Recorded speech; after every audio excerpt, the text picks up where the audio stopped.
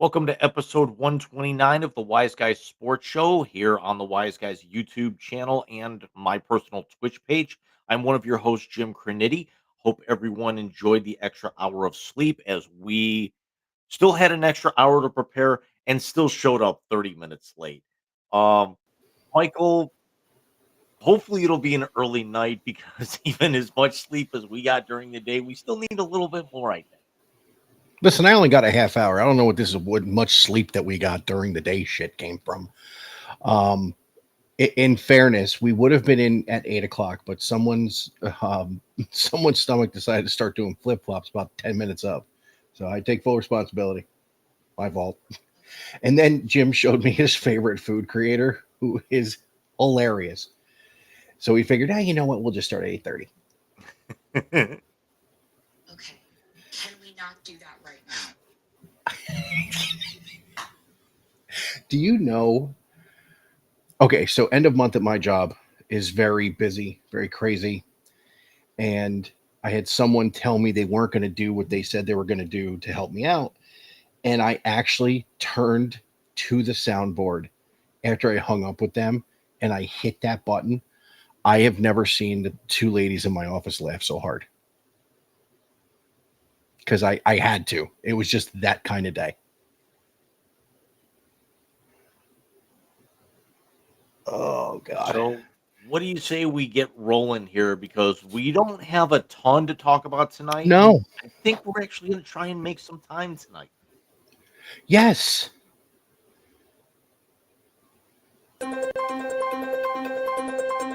It's the three biggest topics in the world of sports from the last week.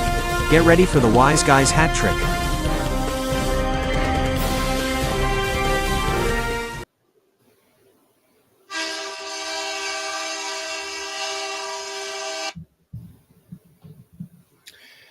And for the first time in 25 years, James, we have a back-to-back champion in Major League Baseball as the Dodgers won their second consecutive World Series, winning both games 6 and 7 in Toronto, ending with an 11-inning epic last night.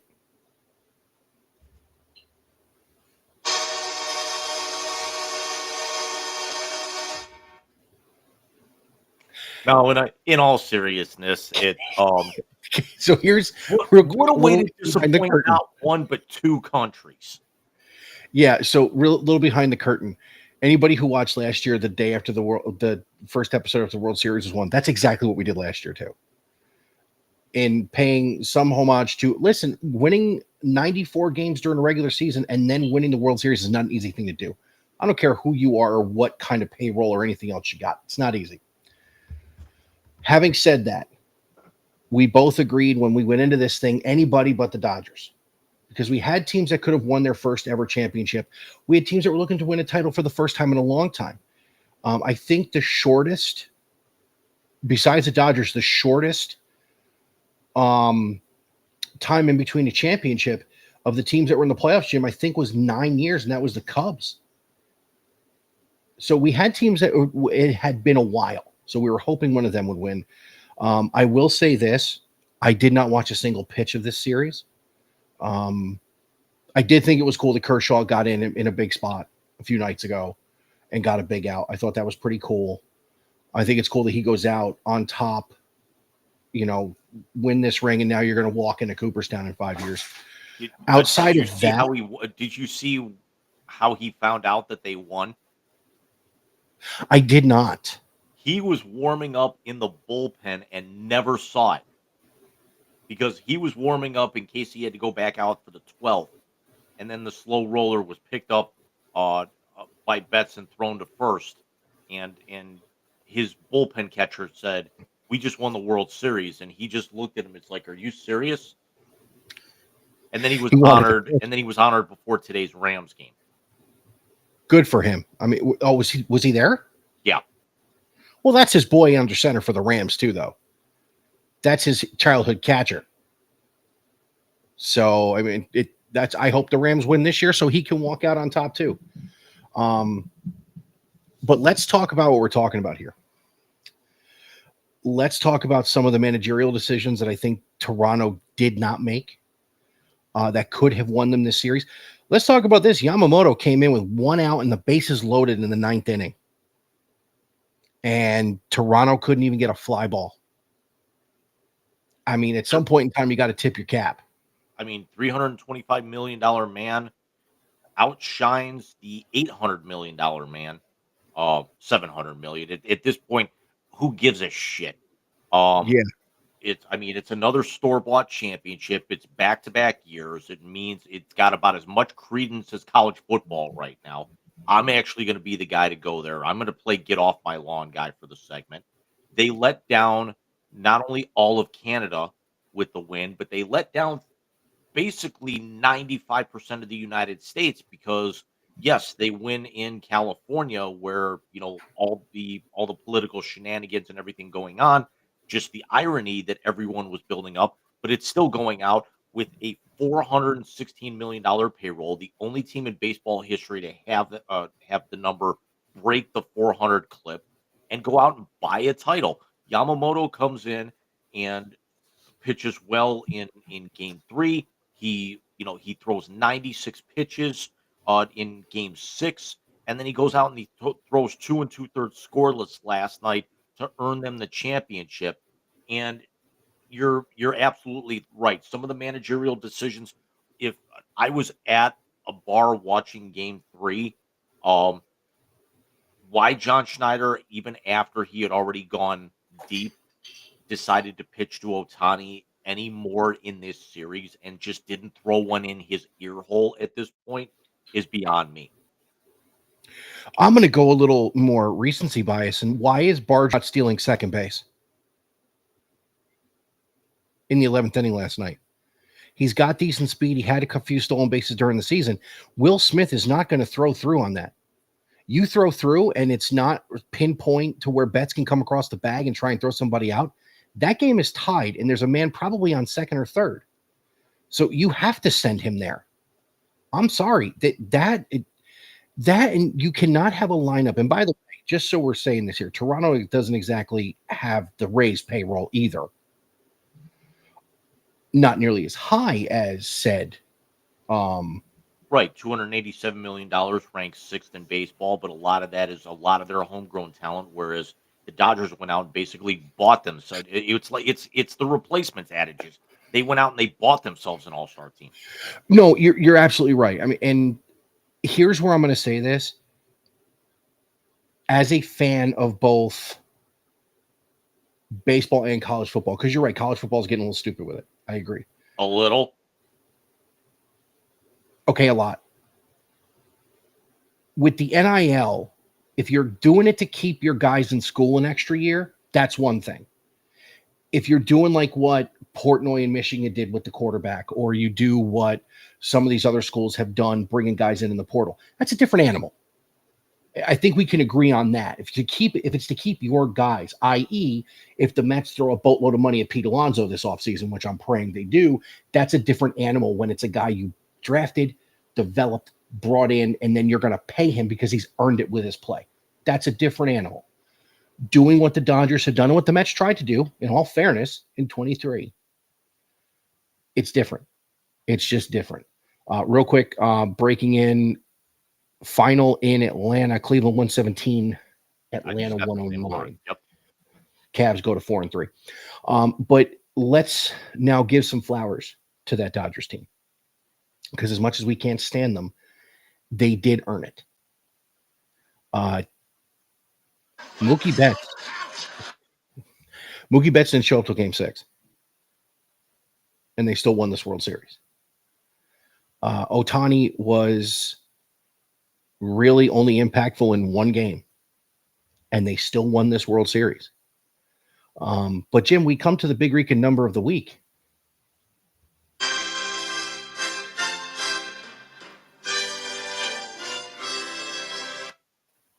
And this is the number 6. And James, do you want to know what the number 6 means in this sentence? The number of times Ohtani should have had one up his ass. No, but you're close. I would have gone 7 for that one for Ohtani. No, the number 6 is it has been 6 consecutive years that a man named Will Smith has been on a team that wins the World Series. Will Smith, the catcher, won it in 20. Will Smith, the pitcher, won it in 21, 22, and 23. And Will Smith, the catcher's won it the last 2 years. I found it to be quirky and entertaining.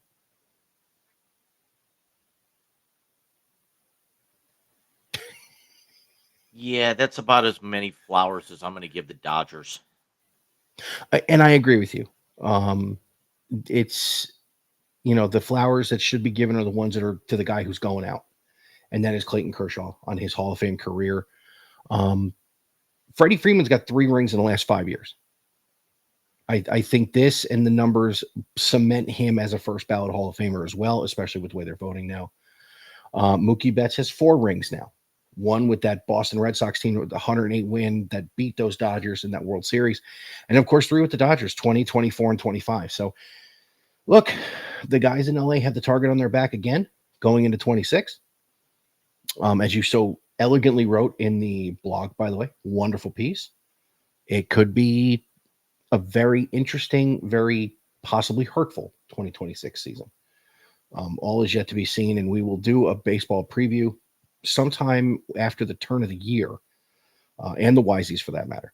That will be a Big Rican baseball show that hopefully will include the 4 horsemen, unless one of us is working the fucking Super Bowl again, bastard. I think we all can agree that, and I'm wondering if people saw the post game segment with the Sportsnet announcers, that congratulations to the Dodgers. The better team did not win this series. No I way, am with you. shape, or form. The I Dodgers. am with you The 100%. only reason I think the Dodgers came away with the win in Game 6 and 7 is because of how gassed Toronto was. Yes, I think that's part of it. Also, at the same time, you have to. It seemed to me in the games Toronto lost, they couldn't situationally hit. And this is me reading box scores. I don't think it was situationally hit, because there was also, remember, the way that both games ended were base running blunders that ended on double plays. Well, game 6 was definitely that. But now in game 7, you got to go back to the 9th inning, Jim. Bases loaded and 1 out. You got to hit a fly ball. A fly ball ends the series. We're sitting here having a 25-minute segment about the Toronto Blue Jays taking down the Dodgers, and most likely the World Series MVP ends up being, freaking that. Who's the kid that got 30 hits in the postseason? Well, I mean, Clement. it could have been any 3 of them. It could have been Ernie Clement, former Cleveland Guardian Ernie Clement, who sets a major league record of 30 hits in a postseason. It could have been Vlad Guerrero, who went off in this series, or it also could have been Savage. I think it would have ended up being Savage just because of that performance. Was it game 4? He struck out 12. Yep. So and also yeah, how dominant he was in relief yesterday. Yes, absolutely. But I honestly think it would have been Ernie Clement, because not only did Ernie Clement earn a mash 30 hits in the postseason, he also tied a major league postseason record by getting multiple hits in 5 of the 7 games in this series. Wow. Um, 10-second hypothetical. With how having 4 rounds of playoffs, should Major League Baseball have a version of the Hart Trophy?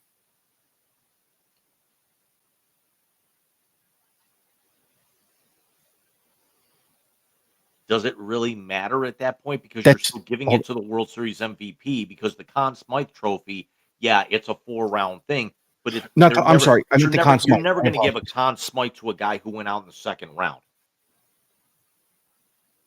No, but the Conn Smythe has been given to a player who didn't win the cup.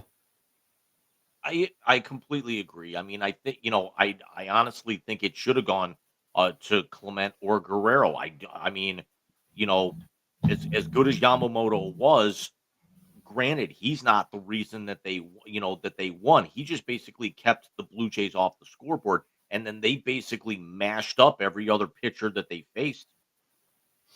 Agreed. I will say this: it's only been given out twice in baseball history to guys from losing teams, whether it's an LCS or a World Series. Um, it wasn't Tony Kubek, but it was somebody from the Yankees in the '60s that won the World Series MVP. Even though he was on the losing team, it was 1960. The Mazeroski one. And of course, the LCS, it only happened once, and that was 1986 to Mike Scott in the NLCS. Um, You are correct. It was 1960. Despite the Yankees losing the series, it was Bobby Richardson. Bobby Richardson. I knew it was a second baseman, but I knew it wasn't Kubek. Um, Also on the baseball thing, Jim, they're giving away the American Leagues. I think they're giving away both leagues the Gold Gloves tonight. This is the I Um, mean, not only do we actually have to sit back and now watch every single, tribute that they're gonna have probably multiple Laker, Clipper, and King games where they're gonna be honoring Dodger players at some point that show up that, before they go back to to the Dominican or Japan or whatnot. So we're gonna have that shoved down our throats, but, you know, the Blue Jays losing for, um, for not only all of Canada, where there was actually, I don't know if you saw, but several of the Canadian hockey teams, were throwing flowers at them. The Maple Leafs had altered their logo slightly for the Blue Jays. The Bills actually altered their logo slightly to put on their social media in support of the Blue Jays. Um, wow. yeah.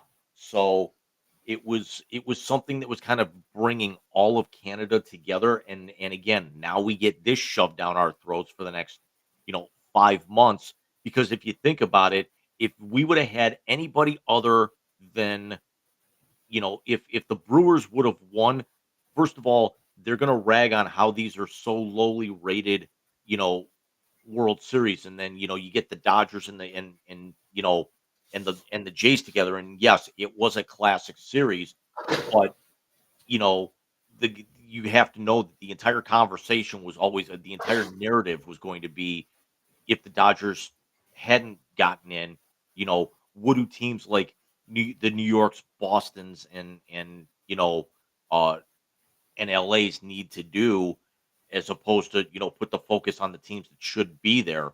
And and Toronto had this series won. They did. If Toronto would have won this series, it would have been absolutely fantastic, because it would have been nice to be able to see a champion in, you know, basically in Toronto, outside of the one thing with the Raptors, you know, uh, coming up on 7 years now. Um, so it's as opposed to like the Blue Jays, who always, I'm sorry, as opposed to the Maple Leafs, who get there and constantly choke in the playoffs. It was so great to see, you know, the entire country coming together the way that it did. For all the celebrities to come out and coming out and genuinely supporting their team, and all the Canadians that live in the United States. And then it's just a cavalcade and a parade of, look at me, I'm on TV out in LA, showing up at these at these Dodger games. So just think, $1 billion in a dream, and you too can buy your own professional sports championship. And this is where I wrote in the blog that yeah, the Dodgers won back-to-back titles. Lottie freaking Dodd. They ended up basically breaking baseball because after next year, you're going to have a very lengthy lockout, and you're not going to see the sport the same way again. No, you're probably right. And sorry about that. As I mentioned, I need you to fill because I'm going to kill the cat. You're not wrong as far as what baseball is going to be.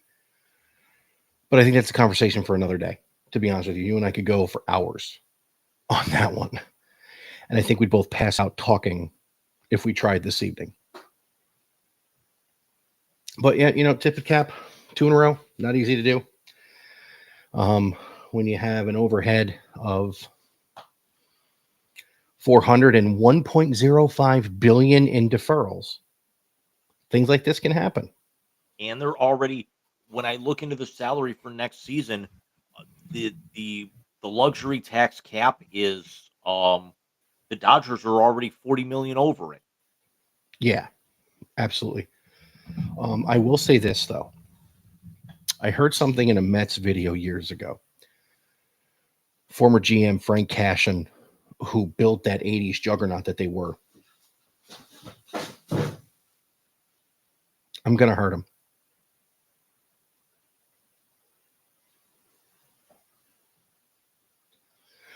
Frank Cashin, who built that 80s juggernaut, said something in 1990. He said the Mets didn't lose the National League East. The Pirates went out and won it. Well, I'm sorry. The Toronto Blue Jays lost that World Series. So, I mean, unfortunately, that's the way it is. I think Toronto will retool and will be back. Maybe not next season, but they will be back. I think the worst thing about the whole ordeal is, it's not only the Dodgers going out and buying it. It's the fact that Toronto went worst to first, and the Dodgers basically just grandstanded and went wire to wire. Basically. Moving on.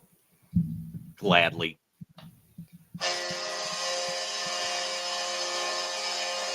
Although, unfortunately, it's gladly for me getting off this topic, not what we're going into, of course. But no, that's understandable. College football, interesting week. The last week before the CFP rankings come out. Top of the ticket there held serve this week. Yeah, all the top 6 teams did not move, including the top 3. All received the same amount of first place votes as last week. Which I'm shocked at, to be honest with you. Just running down the top 25, Ohio State 38-14 over Penn State. A game that, Jim, it was 17-14 Ohio State at the half. Penn State's defense is better than... Did you hit a button? No. Oh, okay. It looked like you were going to hit a button to tune me out for a minute.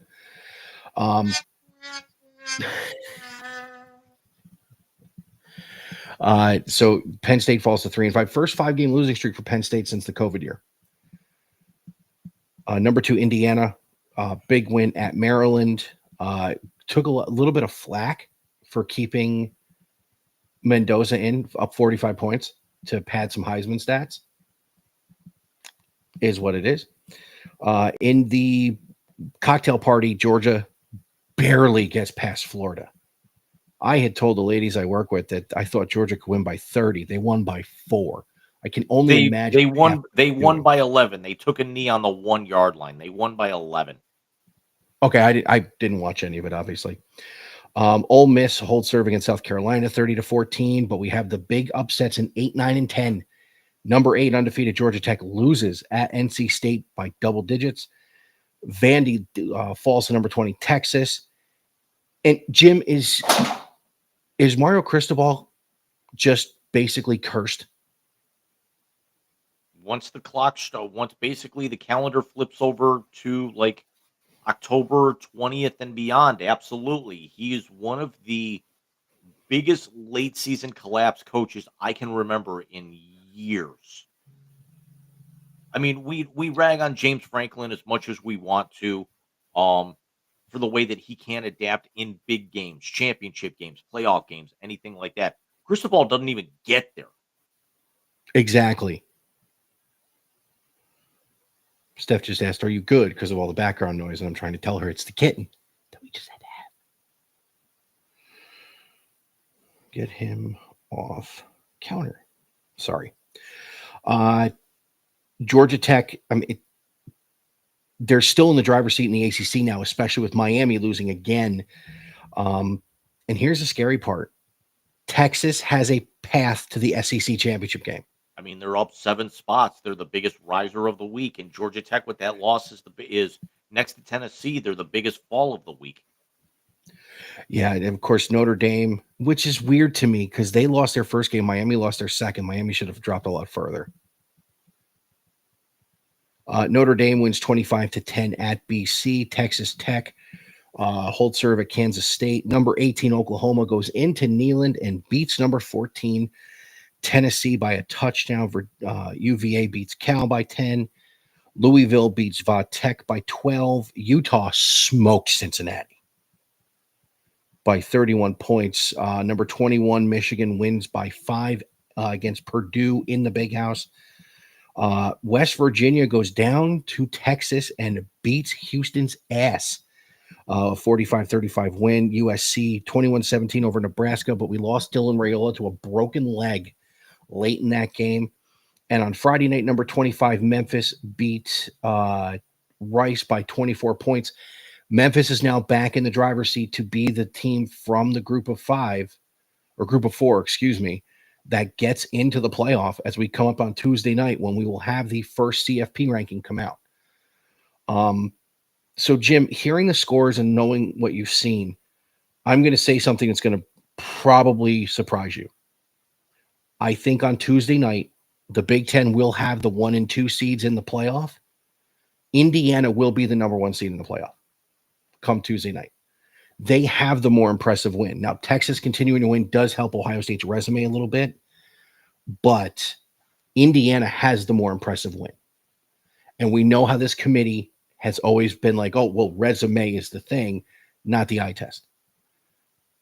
Eye test, what Ohio State's doing, I think is a little better than what Indiana's doing on both sides of the ball collectively.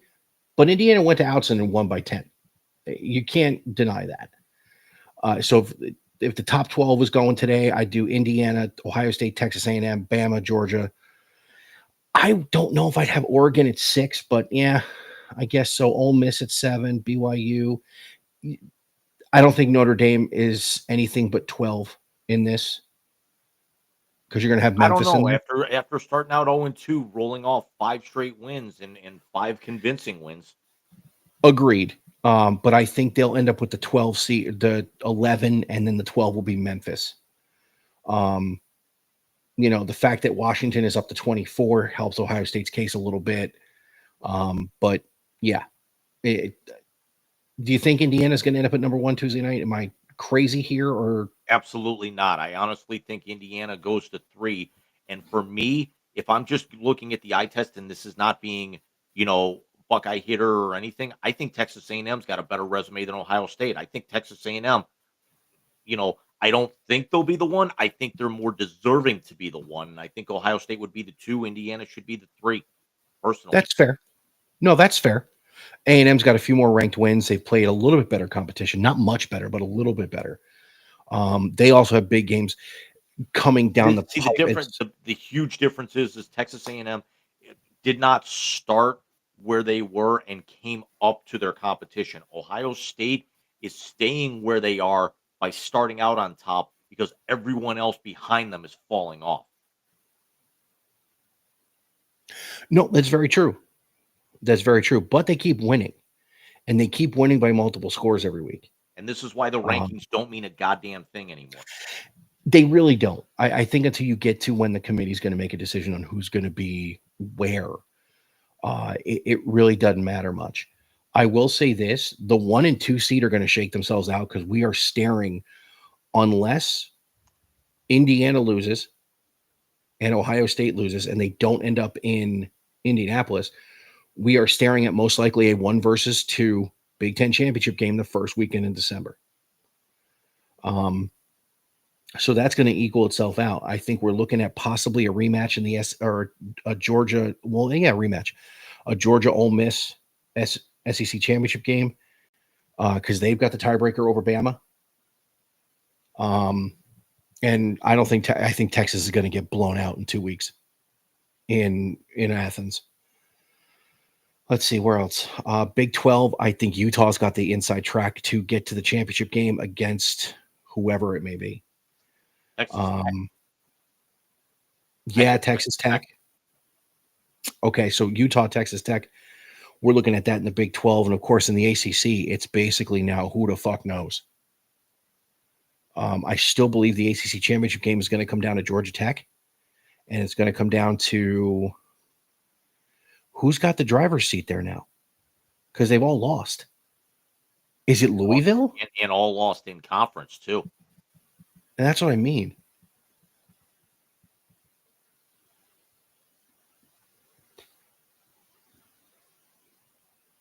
No, why did it pull college basketball standings?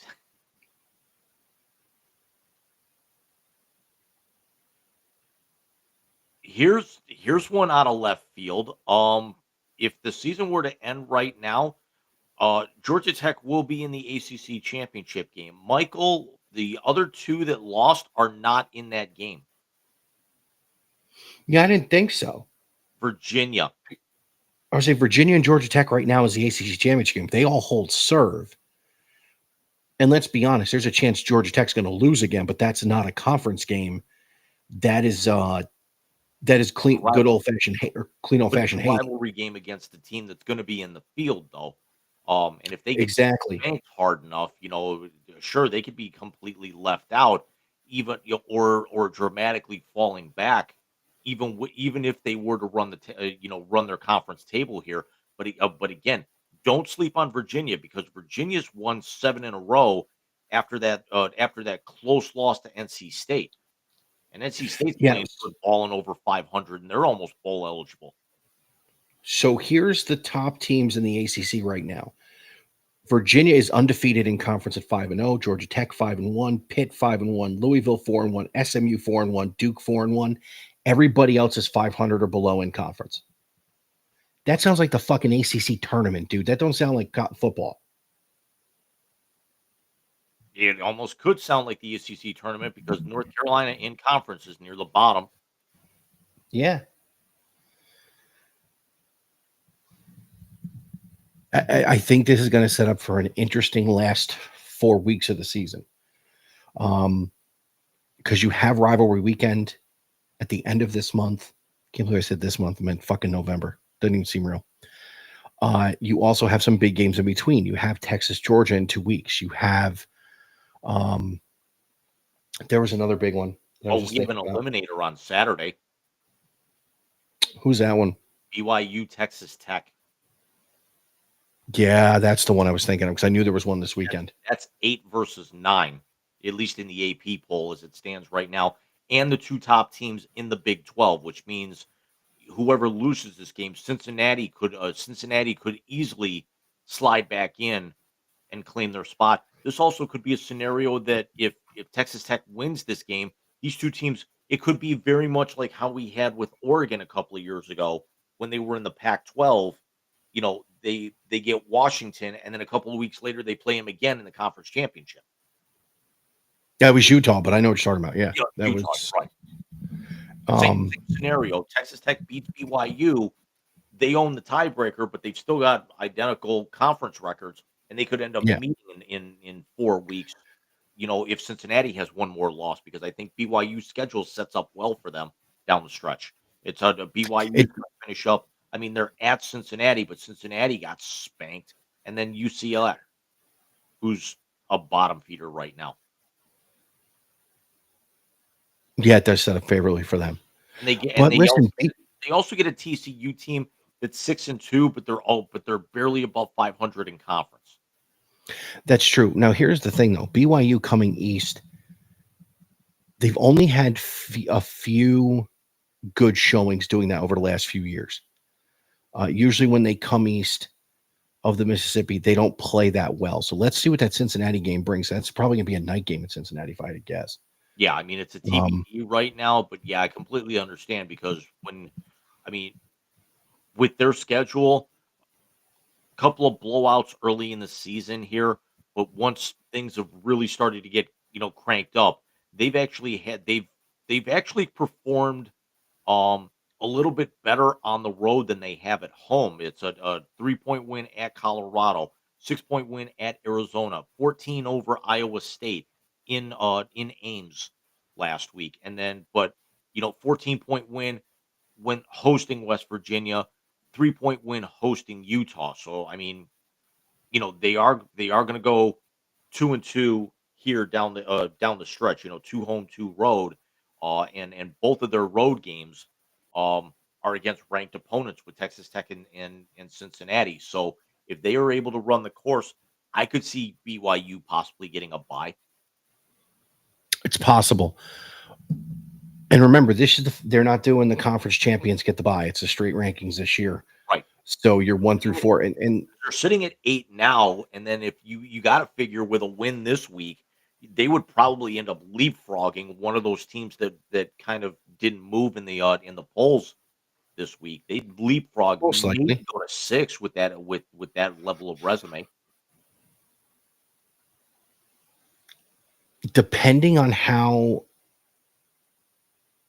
because Georgia plays this week, I think.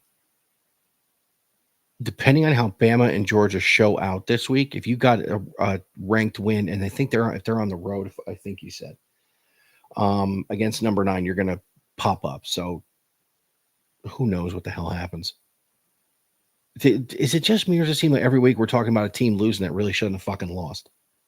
Yeah, I mean, running down the schedule for this week, Northwestern's at number 20 USC on Friday. Tulane's at number 22 Memphis also on Friday. And then Saturday we got the heavy hitters. We've got we've got A&M at number 19 Mizzou. That's the marquee game on ABC. That's the 3:30 game. Indiana goes to Penn State. Georgia goes to Mississippi State. BYU, Texas Tech, we talked about. Ohio State heads to Purdue. Ole Miss hosts the Citadel to make up for Ole Miss loading their schedule in the front half of the year. Oregon travels to Iowa. Syracuse goes to Miami. Auburn travels to Vanderbilt. Washington goes on the road to Wisconsin, so they come all the way east.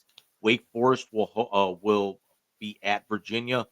Cal will be at Louisville, LSU, Alabama, and with a little bit of a shakeup, that game actually could mean a little bit more than what you would think. And I think one of probably the outside of the BYU Texas Tech game, uh, I don't see Mizzou putting up, even though it's a home game. I don't see them shocking the world against A&M. I think they typically don't show up very well against ranked opponents at home. But I think the heaviest hitter is the primetime game, the marquee primetime game Saturday night, and that's 7-1 Navy at Notre Dame. That's going to be a big one. Do not sleep on the Oregon Iowa game. Kinnick is not an easy place to play for anybody. And that's a noontime kick, isn't it? It's a 3:30. 3:30. So it's a noontime kick for Oregon. I wouldn't sleep on that game, and I would not sleep on. Well, As crazy. ESPN's matchup predictor says that's a 70-30 split between Oregon favored in that game. Well, of course they're favored in that game that way. I'm just saying, don't sleep on it. Look, when Oregon plays defenses that punch them in the face, they don't really usually know how to get up off the deck. They got punched in the face by Indiana, and Indiana beat their ass. That was at Autzen. Let's see what happens when we have to go on the road.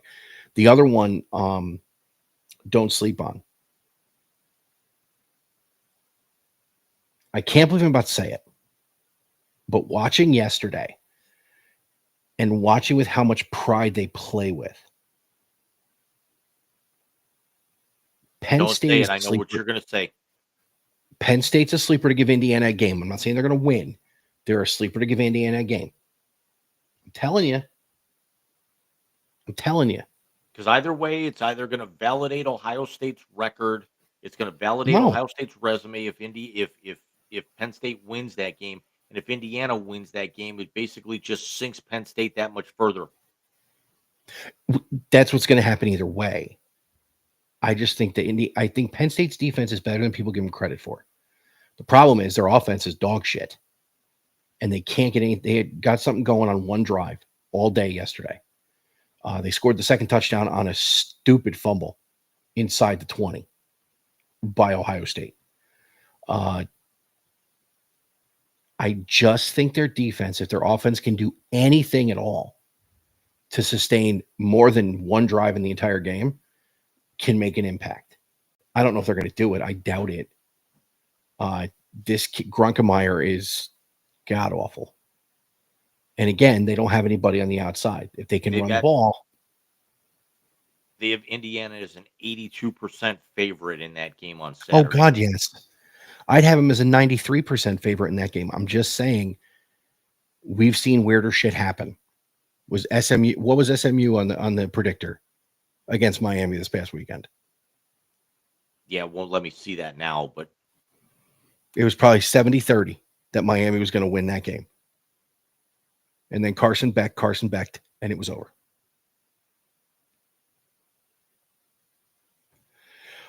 So yeah, we'll break that, not next week because we're actually off. We'll break down week 2 CFP rankings on the 16th. It actually would. If you actually take like the slider and go all the way back, it was a 73.2% favorability for Miami. We've seen weirder shit. I think Cignetti will blow a fucking gasket if that happened. I think Cignetti, but if they went out, I think Cignetti will actually be like, can you transfer my contract to Happy Valley? Yeah, right. But they own the tiebreaker against Oregon. So Oregon holds serve and wins out, and Indiana wins out from there. Guess what? Indiana's going to Indianapolis and playing a home game for the Big Ten championship. Me personally, I would love to see them basically kind of run it up on Penn State, which I don't know if it'll happen, because if that's the case, then they go into Penn State and beat them, and they actually would steal some of Ohio State's first place votes because Ohio State held serve and blew them out on their home field, as opposed to Indiana going on the road and doing it. Oh, no, I agree. Again, I may be a Buckeye fan and a lunatic as I wear the shirt, obviously, but I'm also a realist, dude. I know their resume is dog shit because the teams that were supposed to be good, that they were supposed to play, haven't been. And now that's not their fault, but it is what it is.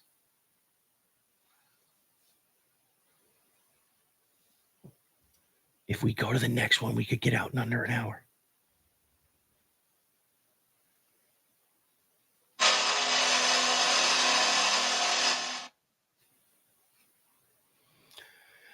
Oh boy. There were a couple of good ones to pay attention to, but we didn't watch any of them just because the Browns were off this week. So we had a whole afternoon to do whatever we wanted.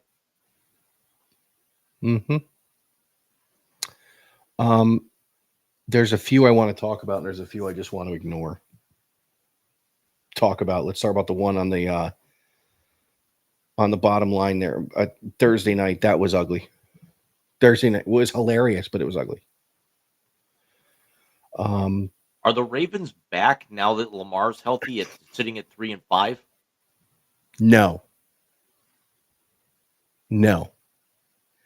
Because there's a reason they were getting blown out too. Their defense has holes. Anybody who can't see that is a Ravens fan with fucking purple colored glasses. The interesting thing about this week wasn't so much Baltimore and Miami Thursday night. But let's talk about the fact that Green Bay has lost their 3 games to 3 absolute trash fucking teams. I mean, 2. Packers are 5. They're 5-2-1. Who they tied? Was it that was Dallas? I think that was Dallas. Was it not? Yeah, it was Dallas. That's right. It was the Micah Parsons Bowl. All right, but your 2 outright losses were to 2 absolute dog shit teams. I don't know. I mean, the Browns absolutely, but the Panthers are 5-4 right now. The Panthers are certainly overachieving, but I would certainly not call them dog shit because they're only I mean, barring what Tampa Bay does, you know, because uh, well, I mean, Tampa Bay's idle this week, um, Mhm. but I mean the Panthers right now are mathematically in the playoffs, I believe, or they're maybe a half game out because of the logjam that is the NFC North division, where everyone is 500 or better. The Packers are 5-2-1, and they're only in first place by half a game with that tie. The Lions fall to 5-3. The Bears win today, or they move to 5-3, and the Vikings are 4-4. Yeah, let's talk about that Bears Bengals game. Joe Flacco, paging fountain of youth. What is going on in Cincinnati? So we'll run down the scores here in the 1 o'clock games as we always do. Wildest game of the day. We'll start there. Flacco, 31 of 47, 470 yards, 4 touchdowns. As the Bears get a late touchdown from Caleb Williams on a Philly special and win 47-42. The Bears are 5-3, drop the Bengals to 3-6. T. Higgins, 7 catches, 121 yards, 2 touchdowns, and Kyle Monagai for Chicago, 26 carries, 176 yards. Can I ask a question? Has Dylan Gabriel thrown for 470 yards in all of his starts? I'd have to look that up. I want to say it's very, very close. Um, in Jesus Detroit, Christ. on paper, the second biggest game of the day. The Vikings go into Detroit and come away with a close 27-24 win. The Vikings again 4-4, drop the Lions to 5-3. Jared Goff, 25 of 37, 284 yards, 2 touchdowns. Sam Laporta, 6 catches, 97 yards, and a touchdown. And Aaron Jones, 9 carries, 78 yards. Did Norris division is going to beat the piss out of each other? And JJ McCarthy, first game back in 5 weeks, and comes in and goes into Detroit, which is certainly against a 5-2 ball club, and comes away with a win. So good on them. Absolutely. We talked about it a minute ago. The Panthers stun the Packers at the buzzer with a field goal and come away with a 16-13 win. Jordan Love, 26 of 37, 273 yards and an interception. And Rico Dowdle for Carolina just continues to pile up the yards. 25 carries, 130 yards, 2 touchdowns. Rico Dobbs, 7 catches, 91 yards. Listen, he's playing good. I mean, Carolina's playing good. I don't think they're as good as they're playing, but they're playing good. Dowdle's 735 yards from scrimmage for the Panthers currently ranks 7th in the NFL. Damn. The Chargers stave off a very, very spunky Tennessee Titans team that play a lot better than their 1-8 record, come away with a 27-20 win in a game that was 20-17 at the half, and nobody decided to play do anything really in the second half. Justin Herbert, 19 of 29, 250 yards, 2 touchdowns. He also led all rushers in the game, 9 carries for 57 yards and a touchdown.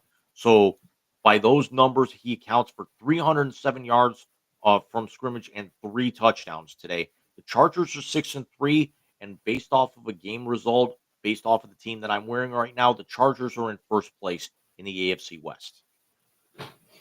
They're playing good. Herbert is, I think, finally coming into his own.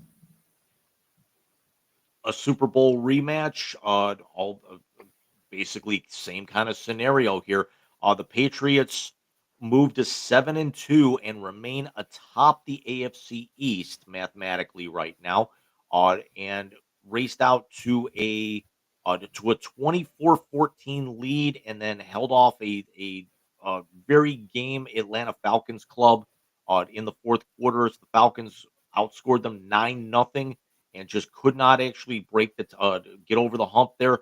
Drake May, 19 of 29, 259 yards, 2 touchdowns. Travion Henderson, 14 carries, 55 yards. Drake London, 9 catches, 118 yards, and count them, 3 scores for the Falcons. Jesus. Have a day, Drake London. The 49ers moved to 6-3 with a 34-24 win over the Giants, who are wearing those sweet 1980s throwbacks today. Mac Jones, 19 of 24, 235 yards, 2 touchdowns. Christian McCaffrey, 28 carries, 106 yards and a touchdown. And oh yeah, had 5 catches for 67 yards and a touchdown. The Niners moved to 6-3. I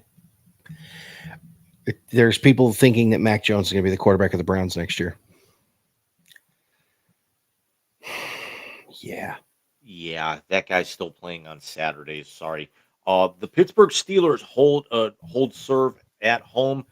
Hand the Colts only their second loss of the year with a 27-20 win. The Steelers moved to 5-3. The Colts dropped to 7-2, albeit still leading the AFC South rather convincingly, despite Mac Jones going 31 of 50 for 342 yards and a touchdown, and Jonathan Taylor, 14 carries, 45 yards. Michael Pittman Jr., 9 catches, 115 yards.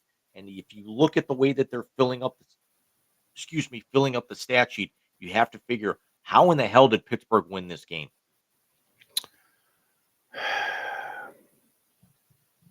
That's why No clue. No. the Steelers defense forced 6 Indianapolis turnovers. Oh, yeah, that's exactly why. Danny Dimes throw a pick? No. No, he Four- did. He threw 3 interceptions. Okay. So he turned into Danny Dimes again. The Broncos walk off the Houston Texans 18-15, and they move to 7-2.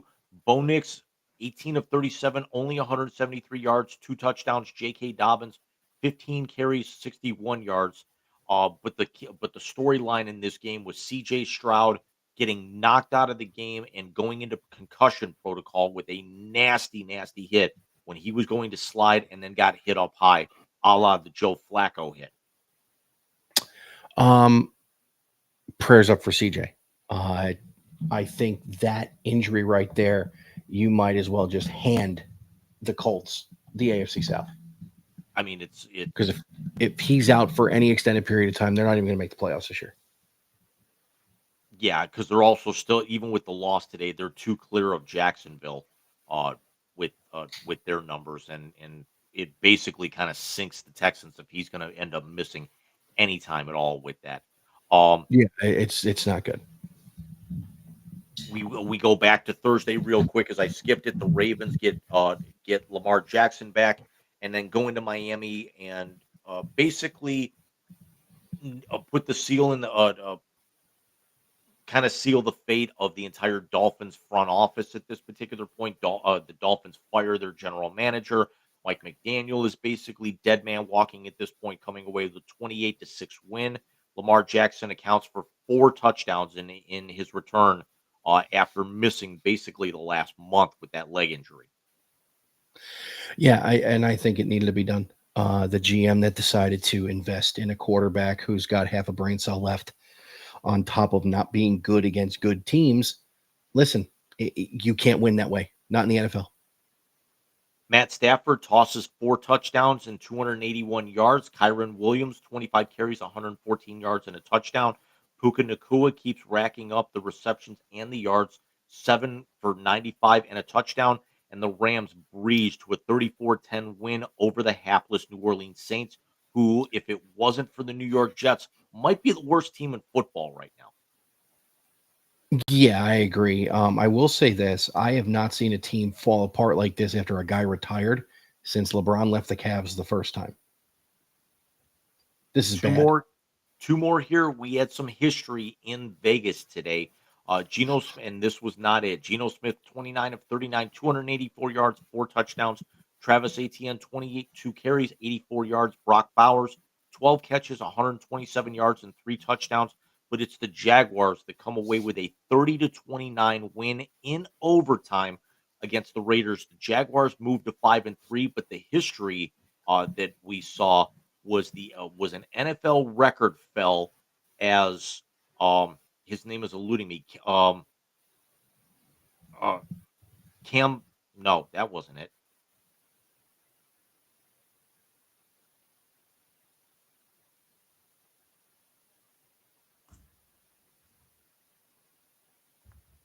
Cam Little, you're right.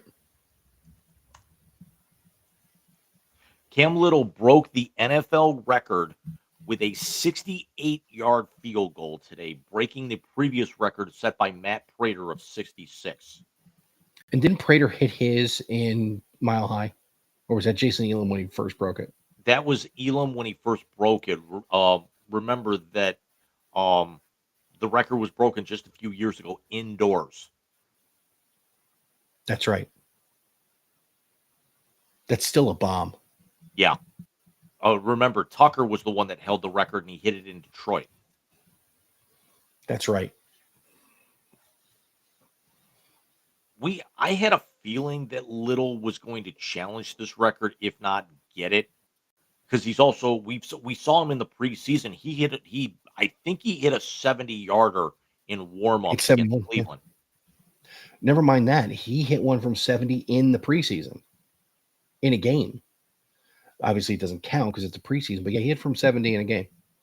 Unfucking real. And then we come to the coup de grace, Mahomes Allen 10, and the Bills ride a 21-13 lead into the half.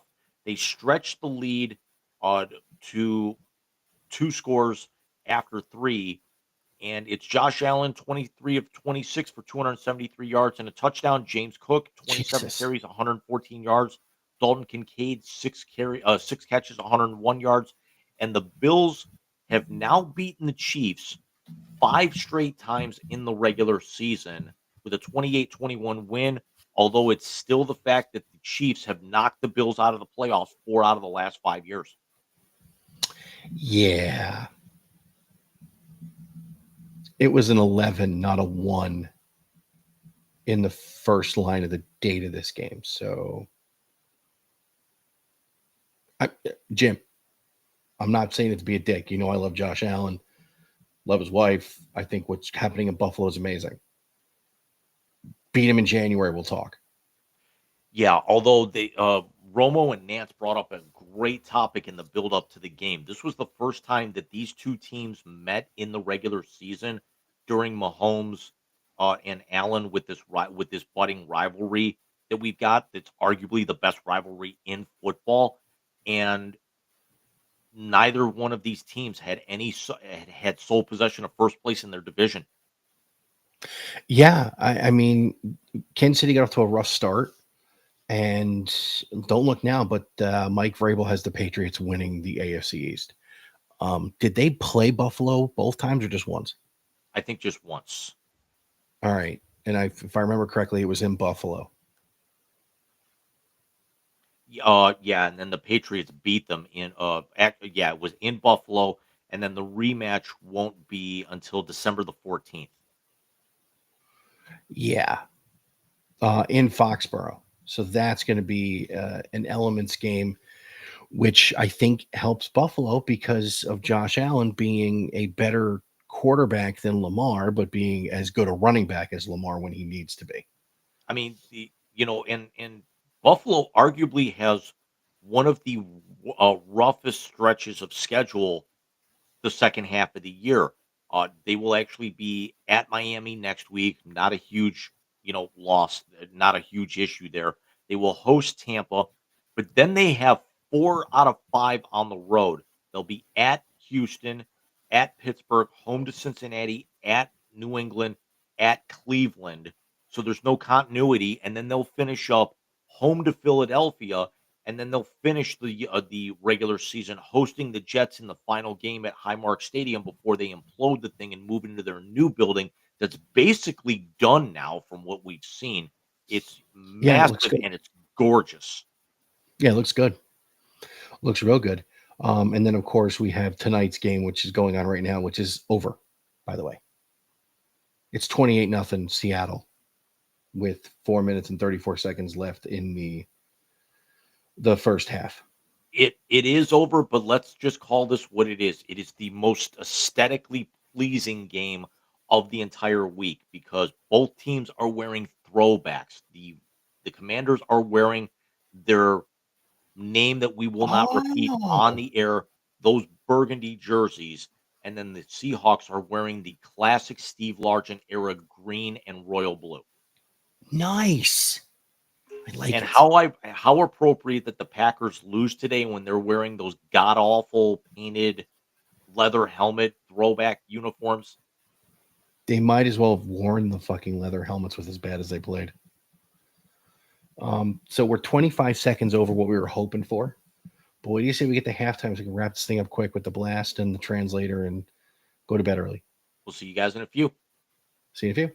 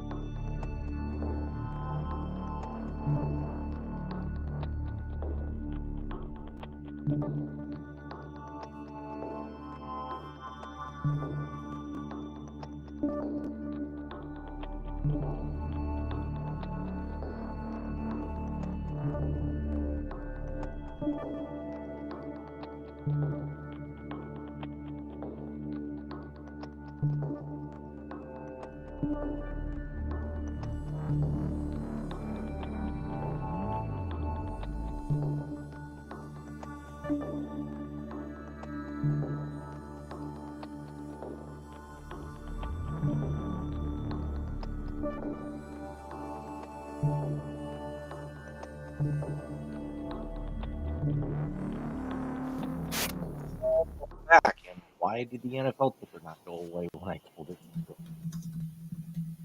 No idea. Trying to connect the earbuds back. For whatever reason, they won't do it.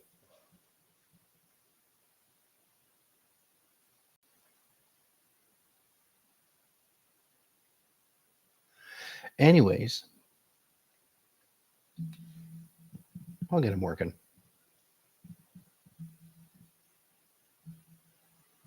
It's weird. Hey, Sometimes in case you haven't noticed, and judging by the attendance, you haven't.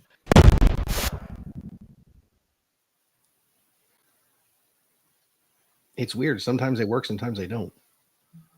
Kind of like us, especially tonight. Right?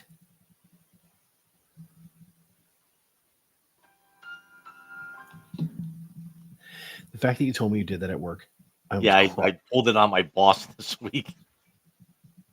that was hilarious. So yeah, NHL news. Why don't you run through that since I get to talk during the entire college football segment? So we'll start with some of the names. We'll just kind of run right down through there.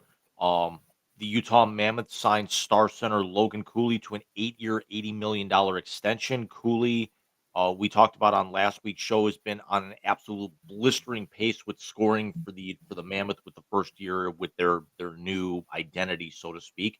And then no sooner does Cooley get signed than Dallas signs star defenseman Thomas Harley to an 8-year extension worth 10.5 million. So Cooley gets 10 million a year, and then Harley gets 10.5. Not like I mean, granted they're within the same division. It's not. It's certainly playing one-upsmanship um, in this regard. But a scary moment we had in Toronto as defenseman Chris Tanev was stretchered off the ice after an on-ice collision in their 5-2 win over Philadelphia last night. But he did have all movement in all of his extremities. But again, very, very scary situation. Never good when they have to bring stretchers on the field, the ice, the hardwood. Doesn't matter. And then the one that everybody saw, Mike, you and I talked about, as much as we kind of hate him on the ice, as charitable and great of a guy as he is off, the Florida Panthers forward and future Hall of Famer Brad Marchand left the team for personal reasons earlier this week as a very close friend of his who coaches junior hockey or high school hockey up in Canada, lost his daughter to cancer, and Marchand flew home to be able to coach his friend's team for a couple of games while funeral arrangements and everything was taking place. And then when Marchand returned, Marchand actually scored a goal today in his first game back. That is one of the coolest things I've ever heard. That he did that. Also, listen, that's a lot of credit goes to the organization. They did not have to allow that. So a lot of credit to Florida, a lot of credit to Brad Marchand for doing that. That was amazing. I'll just touch on the ESPN story that came out at 8:45 yesterday afternoon, 8:45 yesterday night, I should say. Brad Marchand quote: Brad Marchand put the puck in the back of the net for Florida Panthers on Saturday night, and then pointed a finger into the air and looked at the sky. The reason was obvious. This goal was for Sela. Marchand's sixth goal of the season and 430th of his career was unlike any other. It came 3 days after he was home in Nova Scotia, paying tribute to the life of 10-year-old Sela Panache McCallum, the daughter of his close friend J.P. McCallum. Sela died October 24th of adrenal cortical carcinoma, a rare form of cancer. She was 10. Jesus Christ, James. And people wonder why I donated $125 last week to a video game stream raising money for cancer, and that was the Warframe Quest to Conquer Cancer in partnership with the Princess Margaret Cancer Foundation in Canada, and they raised 312,000 Canadian this year in 30 days. Last year's campaign from October 1st through October 1st, 2024 to September 30th, 2025 was 317,000, and we as the Warframe community and partners of Digital Extremes raised just $7,000 shy of that in only 30 days. That's unreal. Big ups to you for donating. When I have it, there's only a couple that I donate to. One of them is March Dimes, being the father of a premature child. And St. Jude's is the other one. My And grandmother used to donate to them constantly, and just on a whim, I actually just went to look at the wharf because they keep the page up like for another month or so for the campaign. They're now up to 314,293 and 57 cents. Their goal was 130. wow. Listen, the gamers are about it, man. I think it's amazing. I They do. I ra- think it's absolutely They amazing. raised 150,000 alone just on merchandise sales and then contributions from their streamers.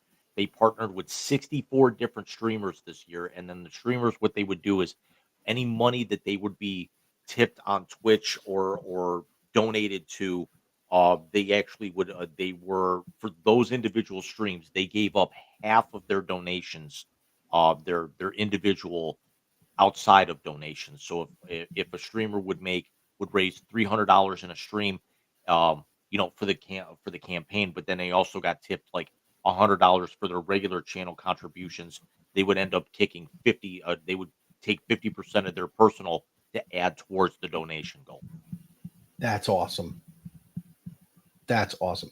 I've learned something because I told you there that I put Twitch back on my phone, and a lot of the people who do stuff on there, really, I put it there to keep an eye on what our viewership is and what have you.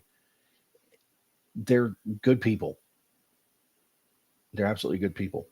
Um, what else is going on in the ice, Jim? Anything good? Now, I mean, at this particular point, we're really into the heart of the season right now.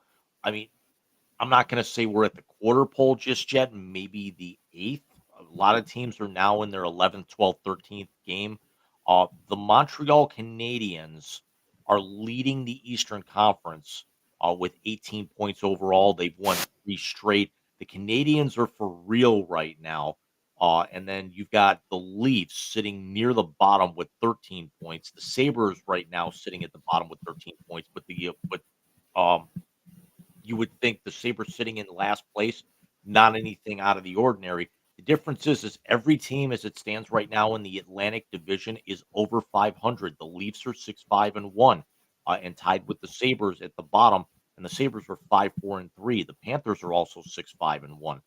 In the Metropolitan, the New Jersey Devils lead with 18 points. The Penguins are 8-3-2, and tied for first place.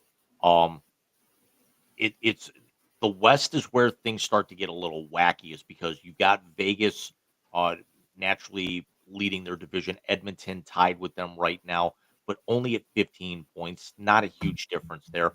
But we've also got a huge log jam in the Central where Colorado's at 19 at 7-1-5. Winnipeg's won three in a row. They're 9-3-0. Utah has lost back to back, but they're still 8-4-0. And then, oh yeah, it's the cup contending Dallas Stars at 6-3-3, just a point behind Utah at 15. So there's a massive, massive log jam, and that Central Division is going to come down, I think, right to the end.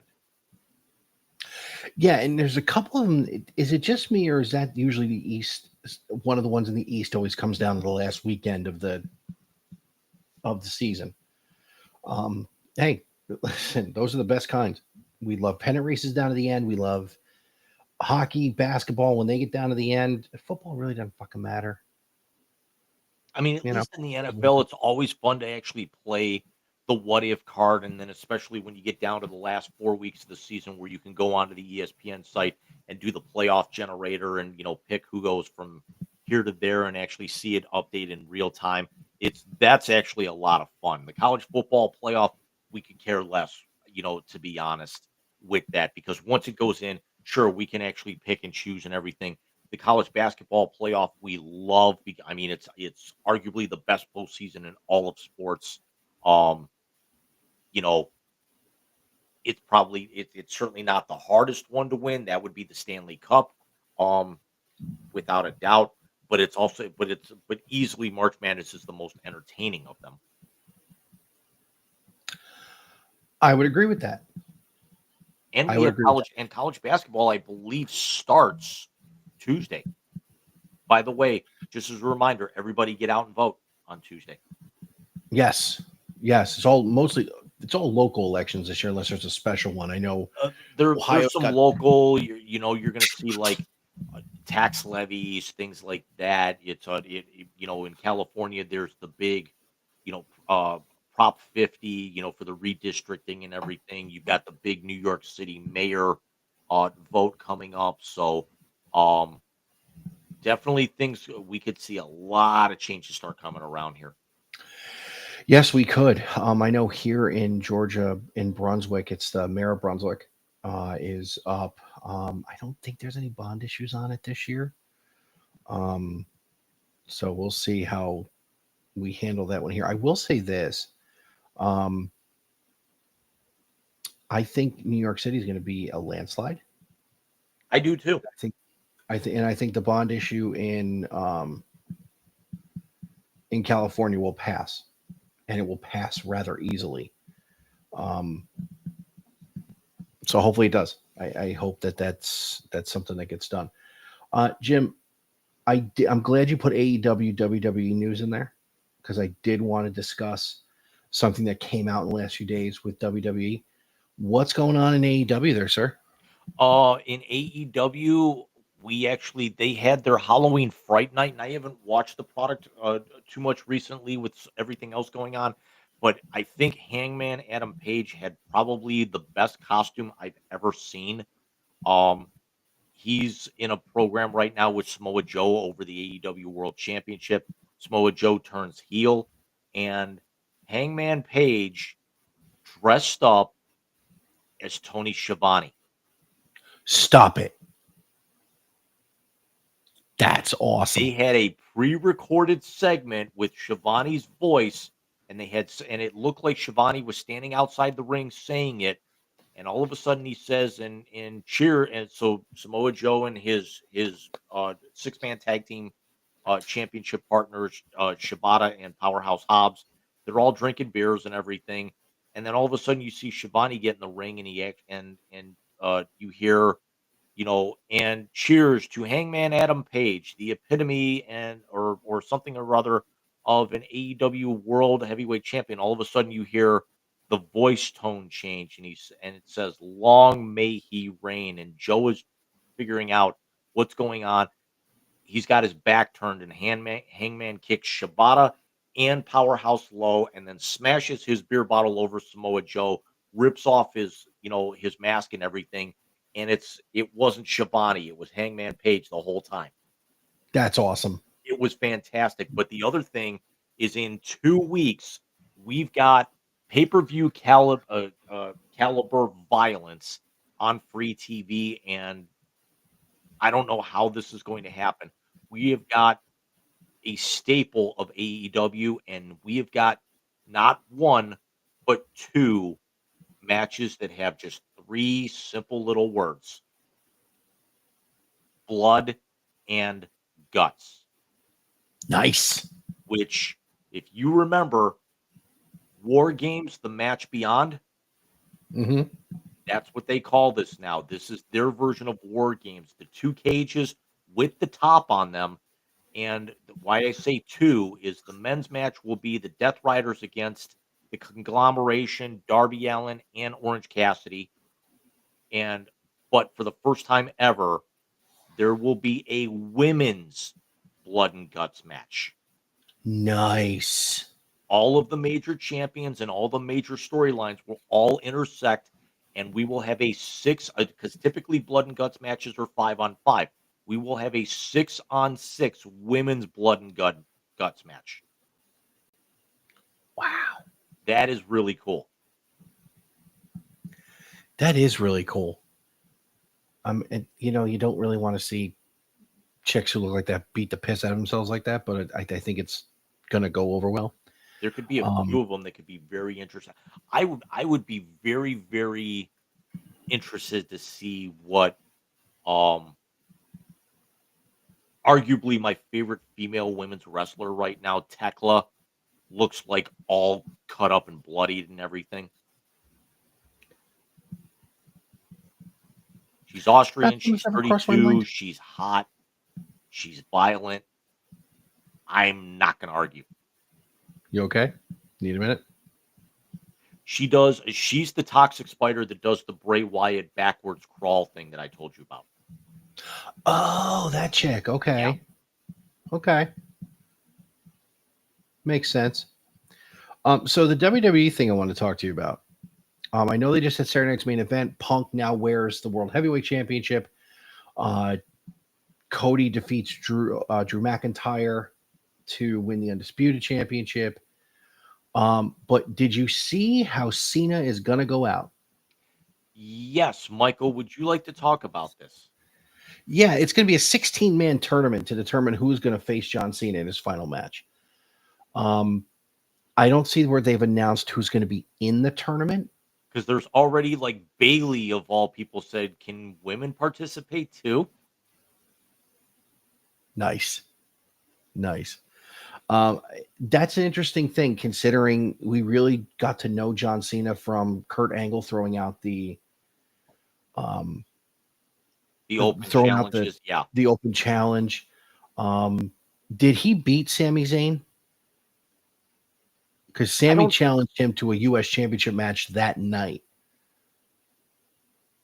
I don't think so. No, it's yeah, he did beat Sam. I mean, that was a long time ago when he had the U.S. title, but yeah, because I also remember that match. Sami Zayn came back out and dislocated his shoulder.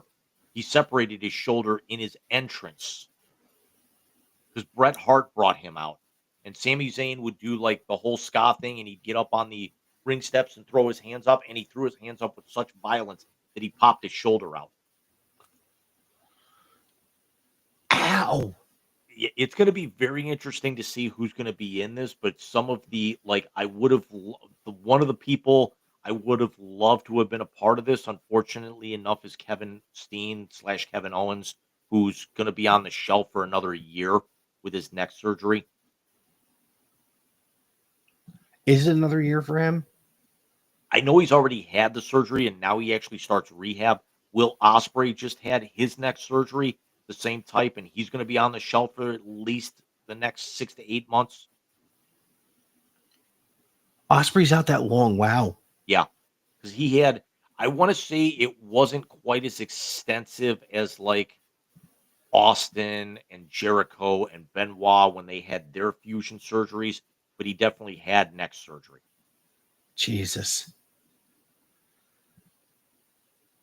That's unreal. Yeah, I'm interested to see who they're going to put in this tournament for Cena. You're not going to get, I don't think Brock's going to be in it. I don't think you're going to see any of the old timers come back. This is going to be, would you be shocked if it's Cody?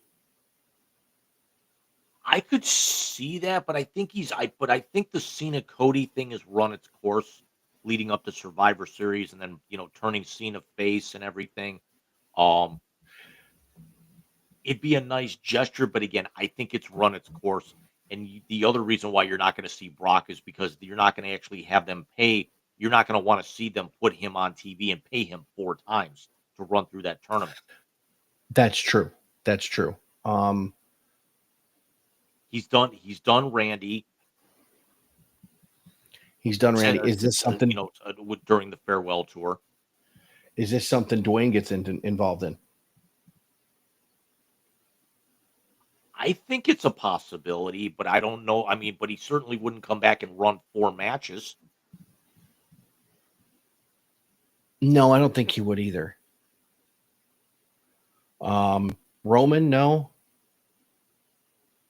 Potentially. I could see Jimmy I'm sorry, I could see Jay Uso, especially if he's possibly looking to, to turn heel after last night. Um, Yeah. it's gonna be very interesting because I actually can't even tell who's in what program over there anymore. He did the AJ thing last month we talked about. Um, I could see Sami Zayn in there. Um, I could If see the somebody shoulder's like still good. what's that? Said if he's not injured. Sammy's I another one who gets hurt a bunch too. Yeah, I like Nakamura, because Nakamura is not going to have too much time left. I could see a scenario where Cena retires this year, Styles next year, maybe Nakamura next, in 27. Interesting. And now in the AJ Styles thing, they won't do that again. That Matt, you can't have them do another one after what they did with all the finishers from all the different opponents they've had over the years. I mean, Um, arguably, it was at least WWE wise, it was their match of the year. Agreed. Agreed. The sheer fact that he pulled out not only the Randy Orton, the Hangman DDT, he did the RKO. The Sister Abigail is still one of my favorite moments The I've ever tombstone, the watched. choke slam, the skull crushing Yeah. finale. Yep. hmm And then AJ Styles does. He did the sweet chin music. Did he pedigree him? Yeah. I think Cena set up for the pedigree, and then that's where the RKO came out of. No, the RKO came after the what's its name, the Hangman DDT. Right, He which I literally think crawled was into the set up by corner. something else because I think somebody went for a pedigree and then it got pulled out of something. I'll have to go back Like and watch. like somebody countered out of it. I have to go back and watch it again. Yeah, can anybody in the NBA stay healthy? I mean, one more thing with the WWE, and I'll give it about as many flowers as I gave the Dodgers, is that Jade Cargill wins the women's championship. Great. She still can't fucking wrestle.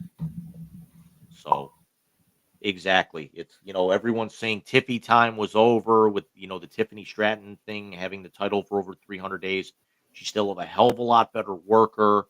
Um, yeah, sometimes the character gets a little bland. She could still wrestle circles around Jade. Jade squashed her in that match, and somebody put it up online. Her first 2 or 3 title defenses or her first 2 or 3 appearances are going to tell exactly what they are. If you're going to put her up there against meatballs and squash, they're basically not going to put that much into her. If they're actually going to have her wrestle somebody and of value, I could actually say, hey, but I can't imagine like between AEW and WWE, all the time that they put trying to actually get this woman to be competent enough to where she can carry a match. No, I mean, I don't look at this more so as them trying to build up Jade. I think it was more so to get the title off of Tiffany because Tiffany needs a break. Yeah. No, I agree with you. I forgot about Jade Cargill. I'm sorry. Because I saw Funny, that. funny. 3/4 of their audience already did. Yeah. I agree with you there too. Is there anybody healthy in the NBA right now as far as the young stars go? Because I know Donovan left the game the other night with a hamstring. Did he play tonight? I'd have to look. I don't think he did. Remember, Jared broke a knuckle on his Yep. non-shooting hand. Mitchell did play tonight. He dropped 37.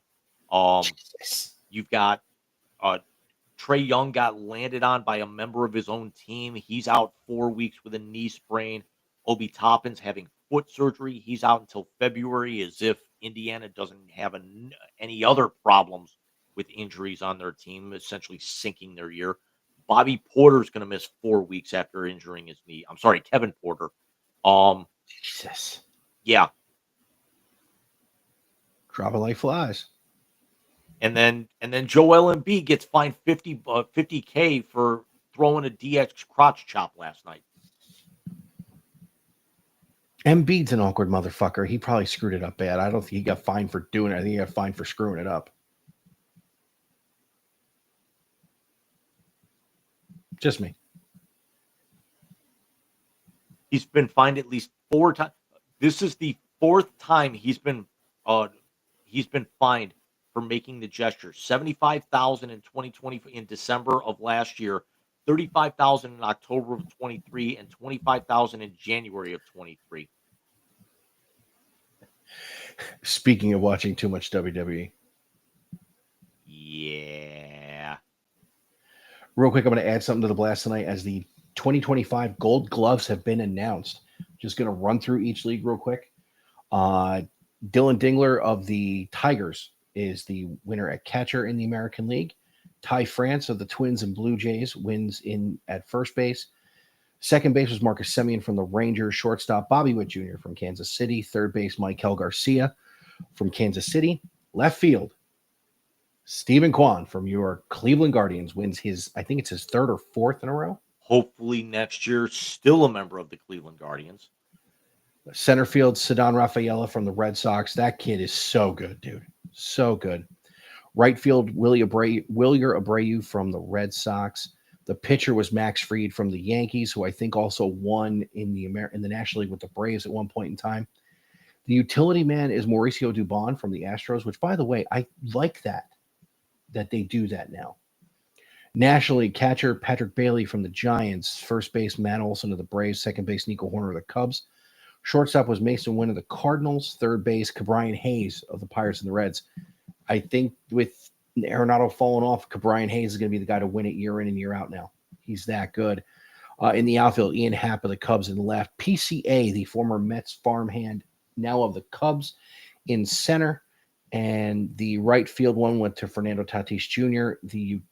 The pitcher was Logan Webb from the Giants, and the utility was Javier Sanoa from the Miami Marlins. Here's the hilarity.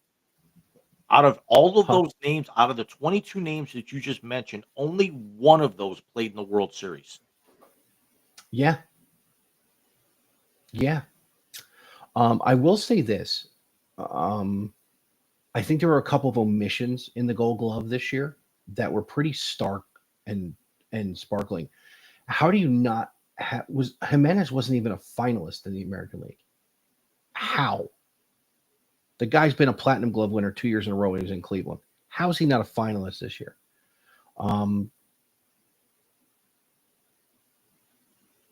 I knew it wasn't going to happen, but I was shocked. Luis Torrens from the Mets, who played a good chunk of this year because of the injuries to Alvarez, he was a finalist. And David Peterson also. There's one other guy I was shocked wasn't in there. Who the hell was it? I'm surprised Jose didn't win. I really am. I mean, he's good, but people also have to remember he's 33 years old. Yeah, but the Gold Glove's not about the best defender at the position anymore. It's not, and it hasn't been for years. I'd venture to say not since the days of Griffey and when your Gold Gloves in the outfield were all center fielders. Because they never did it by position, they did it by outfielders. When you had Lofton and Junior and somebody unworldly winning the Gold Glove in the outfield every year. So yeah, I just saw it come over, so I figured I'd throw out the Gold Gloves. But really only one thing left to do, sir. Would you shut up and just push the button already? No, God! No, God, please, no! No! No! No! It's the YZ Translator on the Wise Guys Sports Show. I'm forever unclean. Yes, ladies and gentlemen, it is the YZ Translator. It is the best segment of the night because it is the last segment of the night. It's the moment when James and I give each other names inside and outside of the sports world, and we come up with the first thing that pops into our heads. But it is also given away, to our favorite new tradition here at the Wise Guys, and that is the YZ Chronicle, that moment when James unveils the Chiron to go with the translator of the evening, and I normally lose my mind because of his acerbic wit, his juvenile sense of humor, and the fact that I am no better. So, James, if you would please, the chronicle for this evening, sir. The fuck? I'm not wrong. No. Did you hear any? Did you see any interviews after the game last night? No. They Not asked a thing. Glasnow, and I turned it off in the top of the 10th, and I didn't find I didn't look at the results until I woke up at 5:30 this morning with the time change. So I they didn't even asked know who Glasnow. won until I woke up. Yeah, neither did I. They asked Glasnow and Snell about 2020, and they basically said if you can't beat him, join him. The fuck. Anyways, yes, I'm going to go here. James, your first name in tonight's YZ translator, and his name is escaping me, but you know, when I say what he does, you'll know who it is, and it is Toronto Blue Jays manager. His name escapes me. John Schneider. That's it. Sorry. A couple of his decisions did come back and bite them. Arguably earlier in the series because I think he made really good adjustments afterwards. Also, Boy still got an arm because I don't know if you saw the video of him trying to throw a ball into one of the windows on the hotels at the top of Rogers Center. I Um, did. and yeah, it's a great, fun-loving guy. Um, they'll be back with that Yes. level of payroll and the fact of how young their team is, or at least how homegrown that they are. Um, because you have to figure a lot of the other teams out there and kind of, you know, stockpiled a lot of their talent. We talked about it in in the first segment. We didn't go into it in depth, but you look at Bichette, Kevin Biggio, a lot Vlad, um, a lot of their talent. Really, the only guys that they really went out and kind of got was Springer, who's now who really at this point is near the end of that 8-year deal that he signed when he left Houston. Bieber was a 1-year rental. Scherzer was a 1-year rental.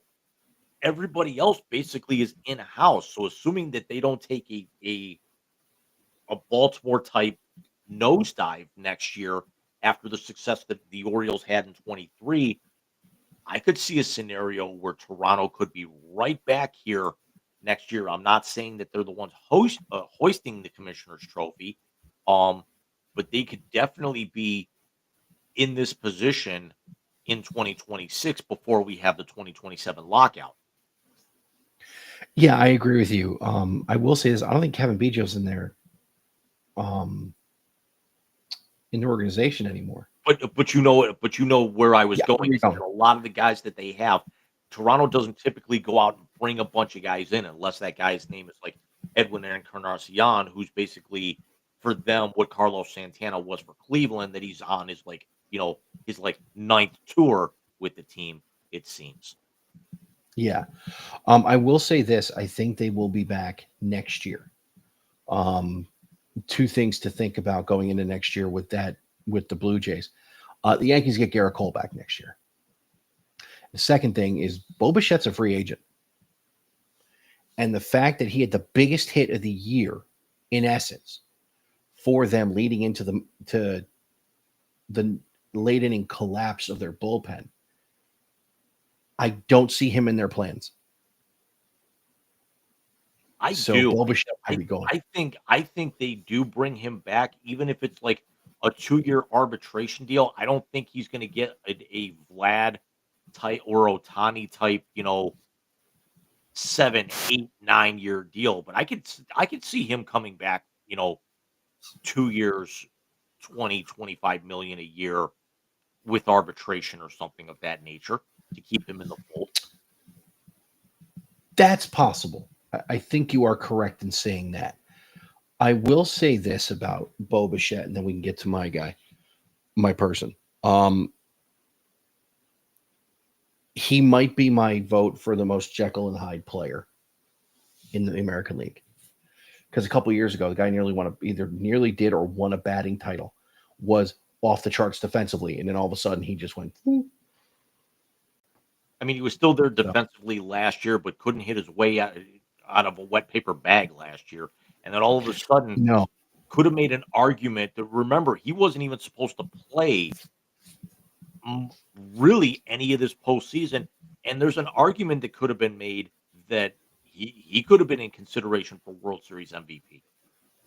I think if they hold the 3-1 that they were at in the 7th inning, I think I saw, he would have won the MVP because he had a couple of big hits, including the 3-run homer off of Ohtani. With that ball just was crushed. Michael, We got from me, bud. your first name in the YZ translator. We're going to stay with baseball. And we're going to stay north of the border. And this is why we can't have nice things, because sometimes bad things happen to good people.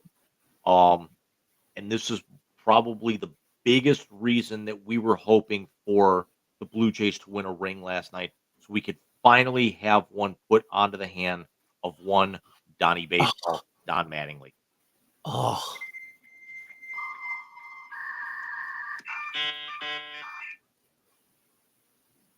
that one hurt the most. To be very honest with you, did I, being a Cleveland loyalist, want the Blue Jays to win so Shane Bieber and Andres Jimenez could get a ring? Yes, because I forgot about Ernie Clement, to be very honest with you, that he was with the Guardians. I was saying to my buddy Mike last night as I went to bed, I want Donnie Baseball to get a ring. I don't care what it's from. Donnie needs a ring. There are certain players that you see growing up who play the game right, do it the right way, and deserve their shot. Donnie Baseball, Ken Griffey Jr. Think about that. Junior never played a game in a World Series, let alone won a title. Tony Gwynn, David Wright. These guys deserve a ring for playing the game the right way. Injuries derailing Hall of Fame careers in the case of Wright and Mattingly. Frank Thomas, yeah. Frank Thomas got a ring. He was on that 05 White Sox team. I mean, he was a back end, yeah. So a lot of people. He was DH. He was a DH because Konerko was playing first base every day. But yeah, certain guys, no matter who they played for or who they were playing for, there are certain guys who just do it right that you want to see win a ring. Those guys were one of them. And Donnie Baseball to get one as the coach of the Toronto Blue Jays and beat the Yankees would have just been fucking perfect. And then because if you remember, and especially now being the bench coach for the Blue Jays, going up against the team that he used to manage in the Dodgers. Exactly. Because what people don't remember is it was the 2015 loss to the Mets in that LDS that cost Donnie Baseball the Dodger job. Because then he went to the Marlins after that. The last thing I'm going to say about it is this. It would have been wonderful had they won last night, because not only would they have won the World Series in Toronto, much like the 93 team, what people don't remember is Don Mattingly only got to the playoffs one time, and that was 1995 with the Yankees, his final season. Where did they clinch the wild card, Jim? Toronto. The Yankees got their ticket punched to the postseason for the only time in his career in Toronto. So that would have been very fitting for him to get his championship as a coach in the place where, as a player, he punched his only ticket to October. I just would have loved to have seen them win it on Friday because of all the social media signs that were popping up saying, and there were actually edicts showing up in townships all over Canada saying we are stopping trick-or-treating after, 8 p.m. Eastern, 7 p.m. Central and everything, because that's when the Blue Jays game is on. Listen, I love that stuff. It was just a few years ago, Steven Matz handed out candy and then went and pitched Game 4 of the World Series. Pretty damn cool. One more thing here, real, if we could go back to Yamamoto, not only did he win the World Series and everything, he also became only the fourth pitcher in history to accomplish this feat, and that was going out and winning games 6 and 7 in the World Series. Who was the last one? Randy Johnson, 2001. Madison Bumgarner, 2014. Randy Johnson. I looked up the story earlier. Seriously, I thought Bumgarner won Game 6. He was in Game 6. He didn't get credit for the victory. Okay. And then they were leading when he took over in Game 7. Okay. You're right, Randy Johnson. Yeah, it was Randy Johnson, and then you have to go back to the 1950s for the next previous one. Wow. Yeah, because they really didn't do the back-to-back day thing for a long time. Huh. Okay, James, your final name is the world of college football. Your name is the now departed head coach of the Auburn Tigers, Mr. Hugh Freeze.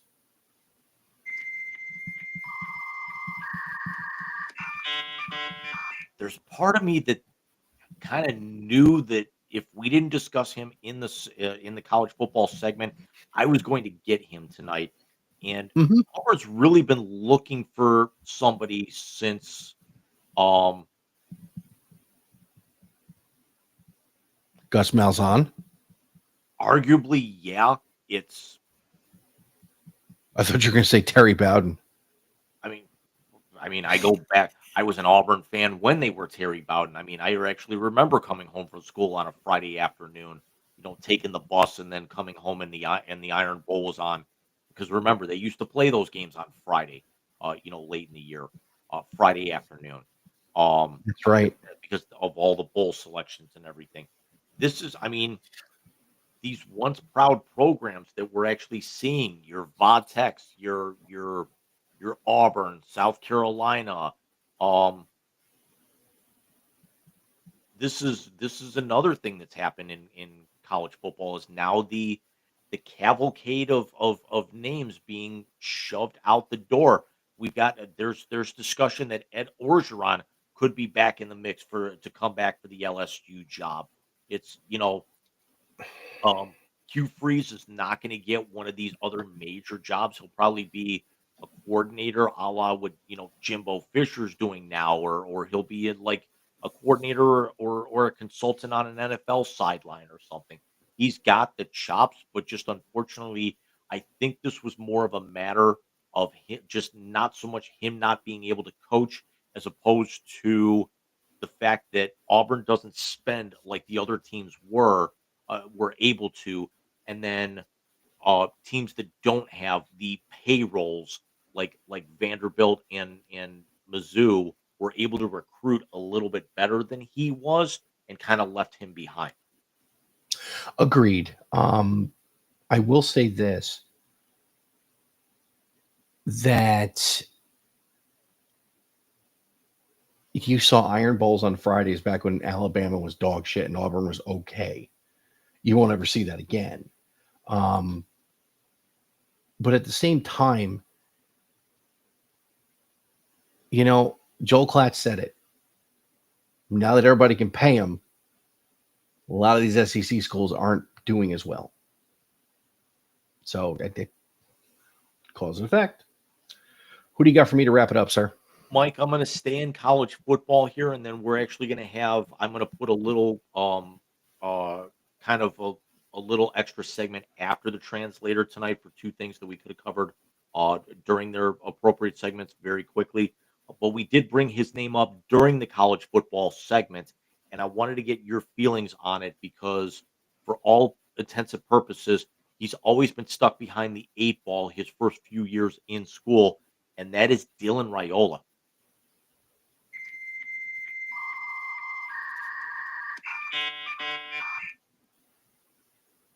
He is very talented. He will come back from this. We know the breaks, they usually heal to where they can play the next year. There was some talk he's a sophomore or a junior this year. Okay. I think this keeps him in school 4 years. Because if he has an off year after the break, you're going to see him want to come back senior year and get to be that number one pick. I don't think he's baby Mahomes other than the hairdo. And I think he's kind of bumping on going to Nebraska. I mean, when I say behind the 8 ball, he goes out and he balls out last year, but he can't really do anything with it because he's a freshman. Now he's a sophomore and he's starting to get a lot more rub. And then he goes out and now he's got the leg break, and that's going to basically hamper him going into his junior year. We hope for all intents and purposes he can come back from this, but hopefully it it doesn't turn into like what's happened up in Penn State, with their quarterbacks coming back. We're hoping he's a lot more Caleb Williams coming back for that extra year as opposed to a Drew Allard. Now, granted, neither one of those guys came back because they were hurt, but you know where I'm going with this. Yeah, I know exactly where you're going with that. Aller came back to try and build his draft stock and ended up helping author two of the worst losses in Penn State history. And now he's not going to come. He's done for the year. Now, Raiola, the only thing I'll say is this. Raiola went to Nebraska because he was going to start as a true freshman. Because he had committed to Ohio State at one point in time. He committed somewhere else. I want to say Georgia. But Matt Rule was going to give him the ball day one.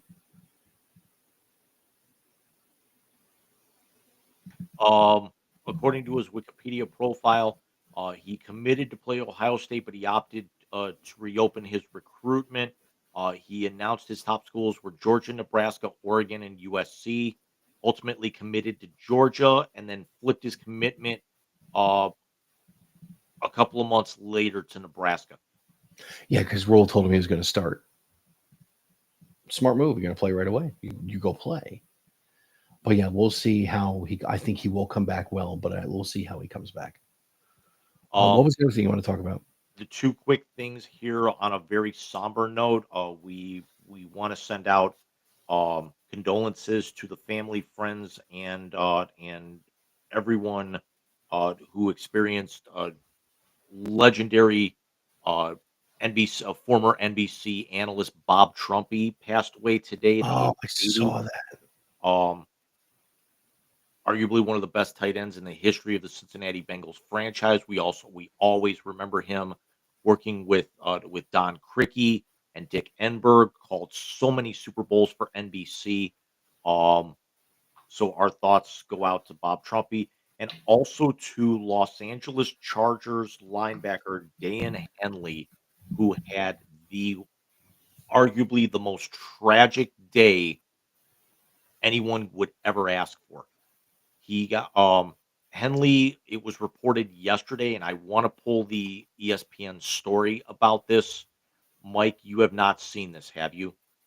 No, I have not. The quote was, "Loud bangs awoke linebacker Dan Henley on Saturday morning. Henley thought he overslept for a team meeting and rushed to the door of his hotel room." And this was in Nashville, where the Chargers were getting ready to play the Titans. Standing outside was linebacker Denzel Perryman, who told Henley he needed to call his mother. When Henley did, he learned the most harrowing news of his life. His brother, Jabari Henley, was shot and killed the previous night. Oh, Jesus. And then Henley never thought about sitting. He finished with a sack, a pass deflection, and 7 tackles in today's win. After the game, Henley sat at his locker with a towel over his head, and teammates came up to console him. He posted a photo on his Instagram story with his eyes welling with tears and the caption, "I love you, big bro."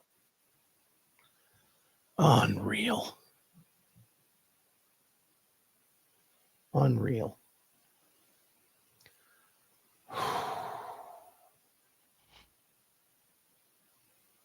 Dude. He's hundreds, if not thousands of miles away, and he can't do anything about it. No. He can't even hop on a flight at that point because of it would have to be the team booking the flight and getting him on a private charter to get home. Yeah. Yeah. And all my jokes about Harbaugh, if he would have gone home and said, Coach, I got to go, he'd have said, go. Yeah. Go. So we will actually not see you next week as I will be out of town. So we're taking a week off and we'll see you for episode 130 on Sunday night, November the 16th. We will have 2 weeks. We'll have 2 weeks of CFP rankings to break down for you. We will have 2 weeks of games to break down for you. We will also have really stretch drive in college football to break down. And of course, free agency starts tomorrow for Major League Baseball. We're going to be locked into what by game 15 to 20 for each team, or 10 to 15 in each team in the NBA and the NHL for that matter. I mean, the NHL will probably be we'll be at the quarter pole in the NHL because remember they started a few weeks before the NBA. Most teams in the NBA will be looking at maybe games 10, 15 somewhere in there. We're going to have playoff races getting a lot tighter. We're going to start seeing you know some of the pack thinning out a little bit in the NFL. Um, so it's gonna be we've got it's gonna be very interesting, and then we're gonna have rivalry games and conference championships right after we get back. Yeah, I mean, figure the 16th is then. The week after that is the 23rd, and then we're on Friday night, the 28th, for rivalry weekend preview. And then after that, we're reviewing the conference championships, and we're prognosticating on who's going to end up in the CFP to only break that down the week after. So we're the engine's moving to the end of the year, and of course the wise guys holiday hiatus. Yeah, and then you figure, you know, we break everything down, we set up the playoff, we look at the playoff races in the NFL, and then the week after is the holiday hijinks shenanigans where basically we only talk on topic for about 20 minutes and then it's about 2.5 hours worth of garbage. Yeah, basically. But it's fun garbage. And it is fun garbage, but that of course brings us to the build up to the fourth annual Wisey Awards. Yeah, fourth annual Wisey Awards in January. As Oliver tells me he needs to eat, and I need to go to bed, dude. So we will see you guys in 2 weeks. Everybody enjoy your time off. Michael, when we get back, we've got the prison inmate game of the century. When we get back, actually, I take that back. I kid you not. Um, the Browns will play the Jets next week. Thank God we're going to be off.